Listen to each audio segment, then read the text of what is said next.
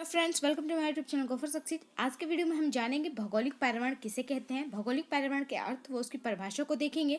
इससे पहले मैं बता दूं कि मैंने पर्यावरण से रिलेटेड कई सारे वीडियोस बनाए हुए हैं जिनका लिंक मैं डिस्क्रिप्शन और बटन पर दे दूंगी, आप उसे जरूर देखिएगा। तो चलिए इस वीडियो को स्टार्ट करते हैं। तो सबसे पहले हम जानेंगे भौगोलिक पर्यावरण का अर्थ। भौगोलिक पर्यावरण कहते किसे हैं? तो भौगोलिक पर्यावरण से अभिप्राय हमारे चारों ओर के प्राकृतिक वातावरण से है। यानी कि हमारे चारों ओर जो वातावरण है, जो प्रकृति की चीजें हैं, उसी को हम भौगोलिक पर्यावरण कहते हैं। और इस भौगोलिक पर्यावरण के अंतर्गत क्या क्या आता है?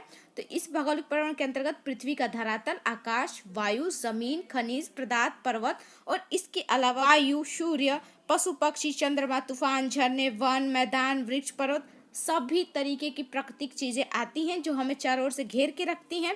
ठीक है, तो वही भौगोलिक पर्यावरण है। और भौगोलिक पर्यावरण मनुष्य के बौद्धिक प्रयासों द्वारा उत्पन्न ना होकर पूर्ण रूप से प्राकृतिक परिस्थितियों की देन है। यानी कि भौगोलिक पर्यावरण के अंतर्गत क्या है? सिर्फ प्राकृतिक चीजें आती हैं, इन्हें मनुष्य द्वारा नहीं बनाए गए, ये प्रकृति की देन है। ठीक है, तो प्रकृति की जितनी भी चीजें हैं वो भौगोलिक पर्यावरण के अंतर्गत आएंगी, इसमें मनुष्य का कोई लेना देना नहीं है। उसके बाद भौगोलिक पर्यावरण को प्राकृतिक पर्यावरण भी कहा जाता है, क्योंकि यह प्रकृति की देन है और इसमें से प्राकृतिक वस्तुएं ही आती हैं, इसलिए भौगोलिक पर्यावरण को प्राकृतिक पर्यावरण भी कहा जाता है। आप इसे याद रखिएगा। तो भौगोलिक पर्यावरण का अर्थ क्या है? जिसमें प्रकृति की चीजें आती हैं वही भौगोलिक पर्यावरण है, जैसे पृथ्वी, आकाश, सूर्य, चंद्रमा आदि। ठीक है, अब हम देखेंगे भौगोलिक पर्यावरण की परिभाषा। तो भौगोलिक पर्यावरण की परिभाषा क्या है?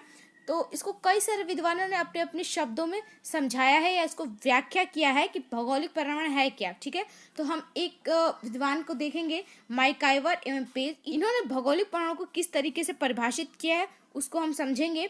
तो पृथ्वी का धरातल और उसकी सारी प्राकृतिक दशाएं, प्राकृतिक साधन, भूमि और जल, पर्वत और मैदान, खनिज पदार्थ, पौधे, पशु तथा संपूर्ण प्राकृतिक शक्तियां जो पृथ्वी पर विद्यमान होकर मानव जीवन को प्रभावित करती हैं, भौगोलिक पर्यावरण के अंतर्गत आती हैं।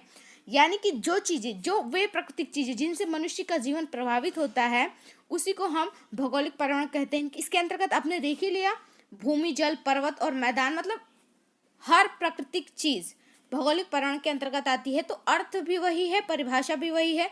बस इस परिभाषा का मतलब यही होता है कि उसे किसी विद्वान द्वारा, किसी बड़े विद्वान द्वारा परिभाषित किया जाता है। ठीक है, तो यह थी इसकी परिभाषा। मैंने एक ही लिया क्योंकि सारी परिभाषाएं एक है, बस अलग अलग विद्वान ने उसे अपने अपने शब्दों में परिभाषित किया है।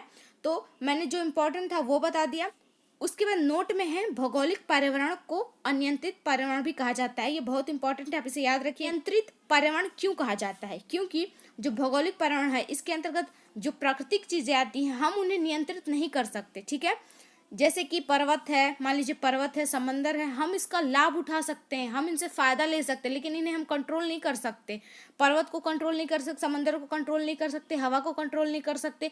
आंधी, तूफान, वर्षा, सूखा, जो भी चीजें होती है हमारा उन पर कोई भी नियंत्रण नहीं है। इसलिए जो भौगोलिक पर्यावरण होता है वो अनियंत्रित पर्यावरण होता है, इसको हम नियंत्रित बिल्कुल नहीं कर सकते। तो यह भी एक महत्वपूर्ण फैक्ट है।